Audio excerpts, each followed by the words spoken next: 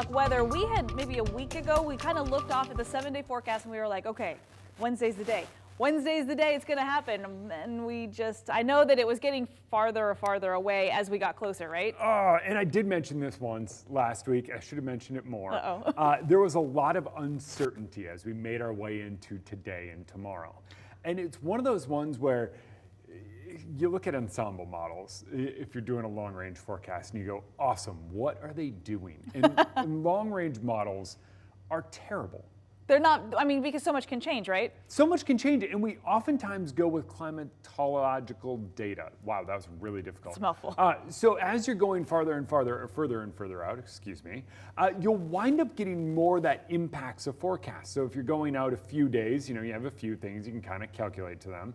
If you go out more than that, you're adding so many more factors that we just don't have the computer science available to calculate it accurately. So what you wind up doing is taking a lot of climatological data and throwing it in. And we are now in the time of year where our average high temperature is 70 degrees. So what we wind up seeing is each and every one of those long-range forecast models says 70, and we wind up in the mid-60s. That is why you never trust a 7-day. 10-day, forget about it. Day 10 is never, ever, ever, ever going to be accurate.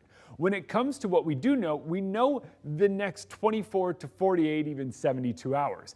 And that is a round of storms. So as temperatures build tomorrow, we will wind up seeing those storms move through. Right now, we have some of that moisture in the atmosphere and a fairly dry boundary layer. So a lot of this is just reaching the ground as light sprinkles. That's what we've seen so far today.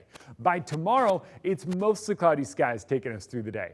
What winds up happening, though, is a push of moisture later in the day winds up tapping into the heat that we build. We are going to get into the 70s. And what winds up happening is we get these widespread stronger storms as we head into the latter half of the day. So late afternoon and evening is when those hit because of all of that heat that builds across the region. So by tomorrow afternoon, we are in the 70s, but enjoy it because those showers and storms hit later in the evening and then temperatures drop. We're breezy Friday as we usher in that cooler air mass, and by the weekend, it's a struggle to even get into the upper 50s. Tomorrow is the day then. Yeah.